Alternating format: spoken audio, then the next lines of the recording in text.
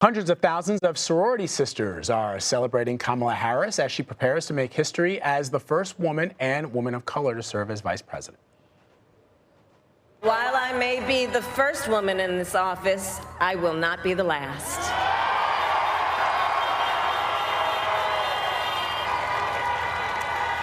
Because every little girl watching tonight sees that this is a country of possibilities.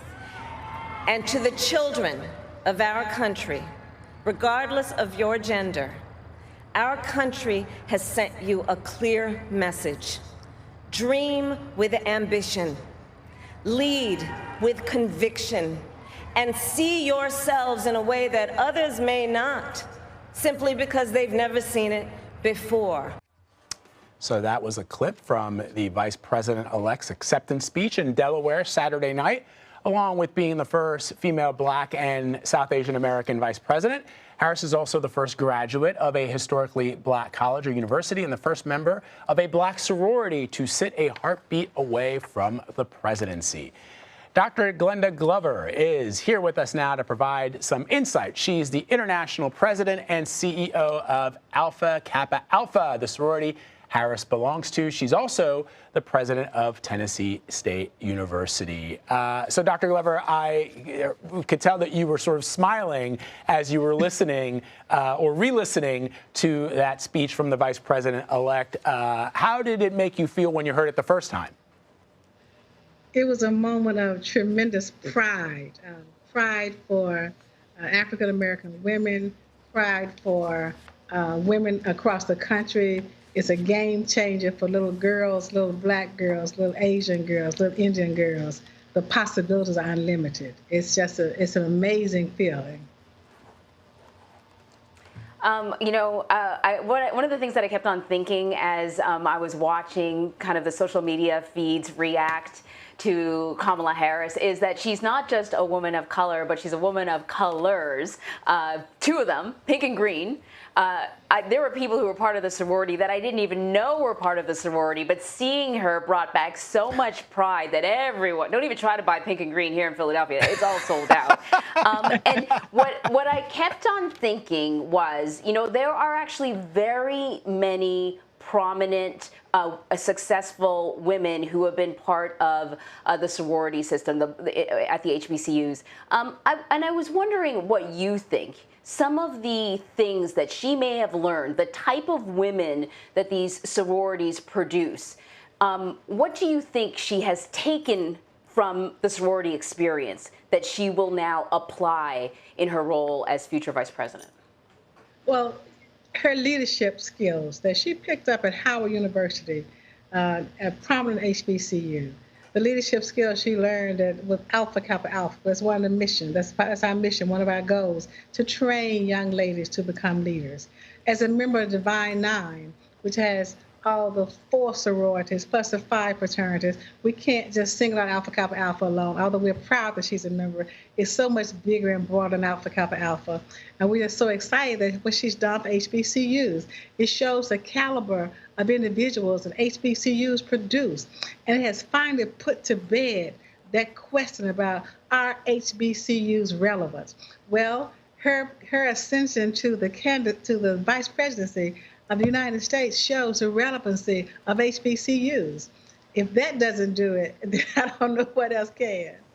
It's such an interesting point, Dr. Glover. And I saw a striking image this weekend, which was produced by a Black-owned business in California. It's called Good Trouble. And it showed a picture of the vice president-elect walking in the shadow of her that she was reflecting back against a wall was little Ruby Bridges, who integrated her school amidst all those racist taunts in New Orleans back in 1960. And, it just struck me that it's so fascinating to watch Kamala Harris frequently talk about her experiences at Howard University, frequently talk about her experiences as a member of the Divine Nine. And I just wonder, when you see her sort of giving shout-outs to her sorority, to Howard University and as an HBCU, I don't think we've had time to process this because the entire country has been focused on the election and the refusal of the president to concede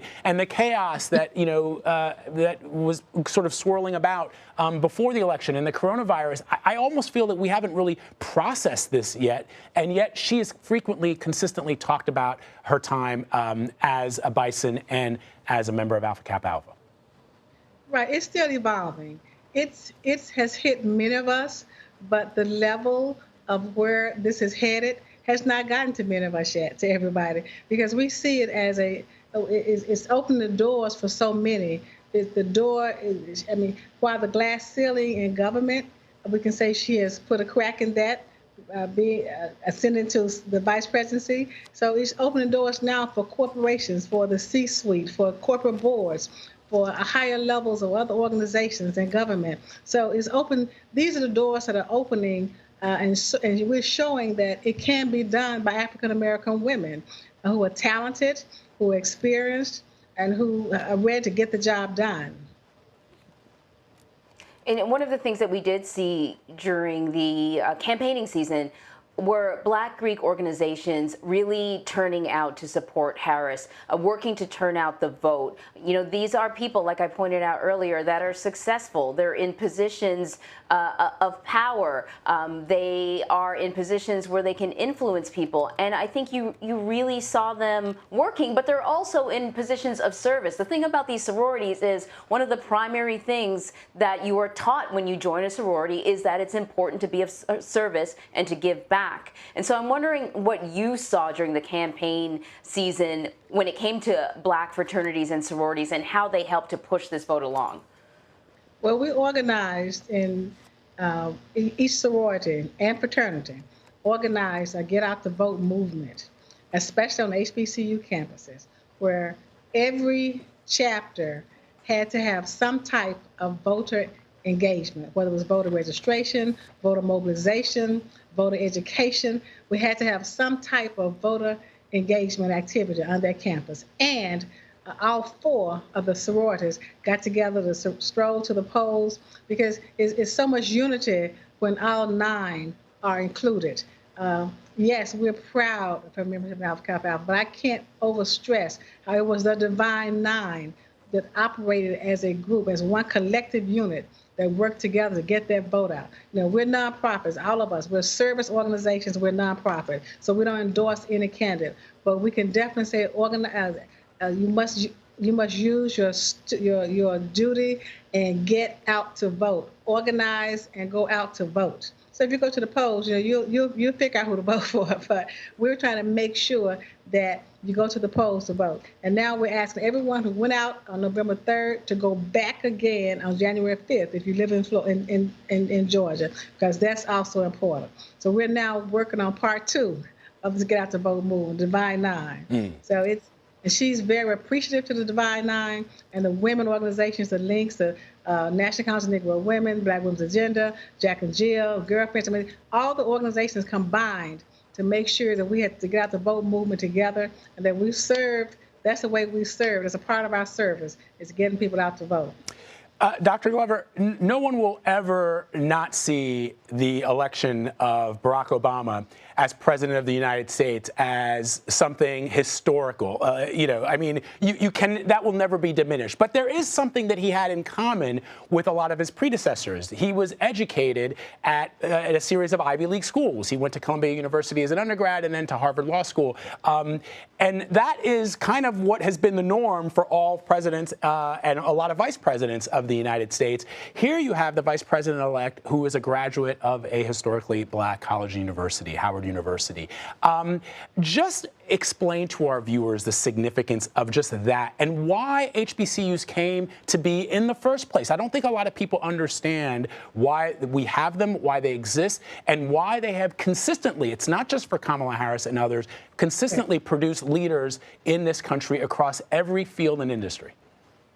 Well, there was a time when the majority of institutions would not admit African American students.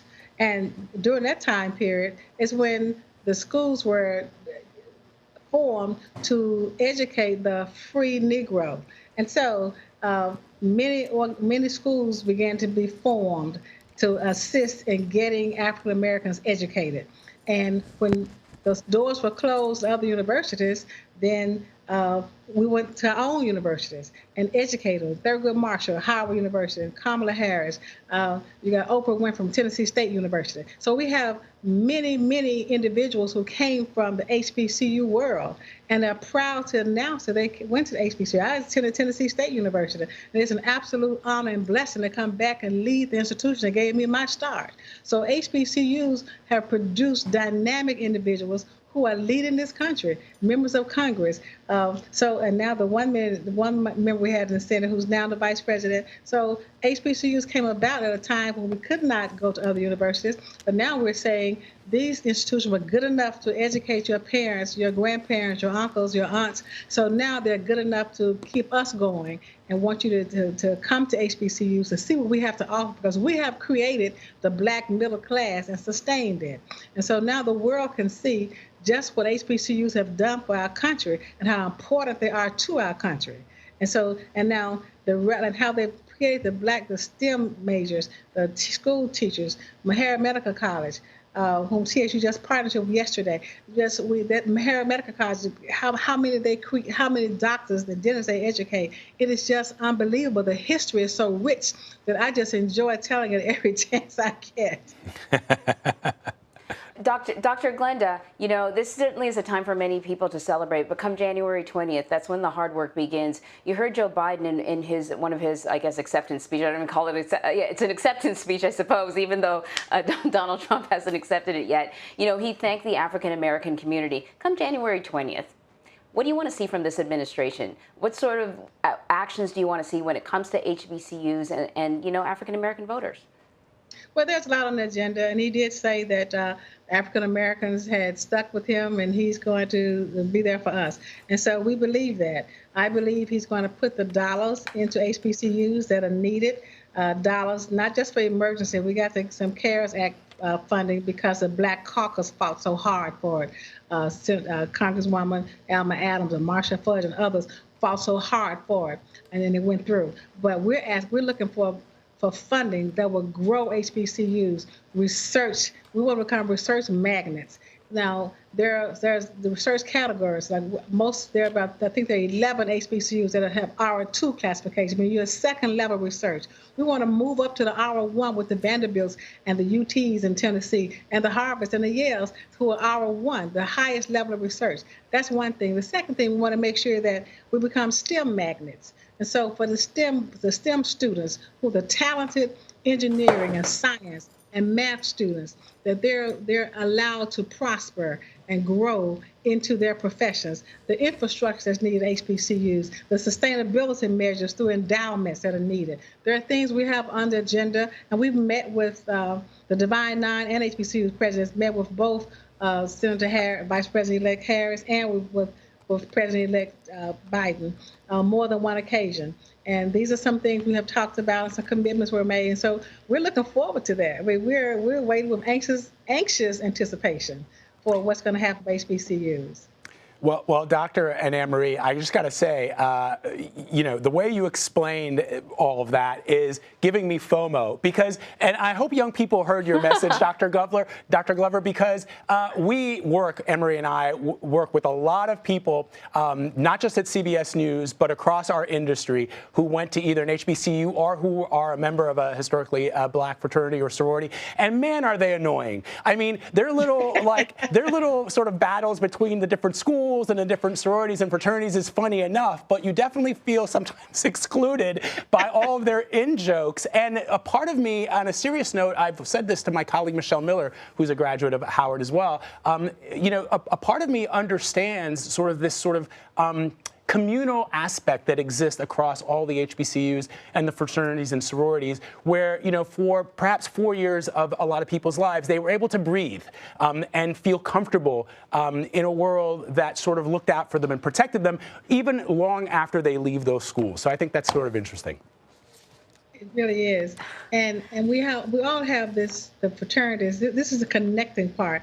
The fraternities and sororities all have some HBCU connections. We raise money for HBCUs. We have HBCUs as one of our targets, program targets, to help them to grow. For example, in Alpha Kappa Alpha, we have what's called our $1 Million in One Day drive, where each year, for the last 3 years, we set aside one day and raise $1 million from our membership and others for HBCUs. And we establish endowments at every HBCU. We're establishing an endowment, $50,000 to $100,000. Well, I, as a president, HBCU president, I know that it takes money for sustainability. Endowments represent sustainability. And that's why it's so important to, one, recruit students to attend HBCUs, talented students, because they go to HBCUs for one reason and one reason only, and that's to get a quality education. That's why you attend HBCUs. And then, second part of that, we have to that's sustainability measures. So we need to raise money to assist HBCUs in growing into who they are and maintaining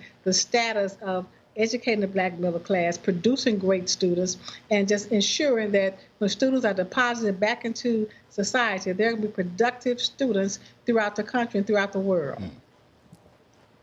All right, Dr. Glenda Glover, thank you so much. I married into the family because I married a Hampton Pirate, so Oh, I get a little bit. I get to go to the homecomings. Dr. Glenda Glover, thank you so much. A pleasure talking to you. Thank you very much.